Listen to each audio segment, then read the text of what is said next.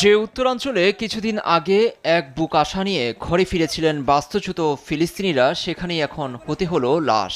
Jabalia, Gaza city, খান ইউনিস সহ মঙ্গলবার ভোরের দিকে ইসরায়েলি বাহিনীর ভয়াবহ বিমান হামলায় মৃত্যুকূপে পরিণত হয়েছে গাজা।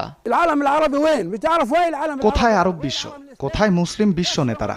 পবিত্র মাহে রমজানে ফিলিস্তিনিদের সঙ্গে কি ঘটছে কেউ কি দেখছে না? ফিলিস্তিনি জনগণের বিরুদ্ধে গণহত্যা চালাচ্ছে ইসরায়েলি বাহিনী। নেতানিয়াহু রাজনৈতিকভাবে দেউলিয়া, ক্ষমতায় টিকে থাকতে জনগণের সমর্থন পেতে আবারও যুদ্ধে নেমেছেন। আমাদের ভাগ্যটাই খারাপ, বারবার আমাদের সঙ্গেই এসব হচ্ছে।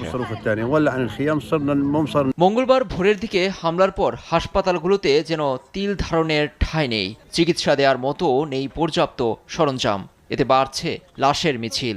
একদিনই 4 শতাধিক ফিলিস্তিনির লাশ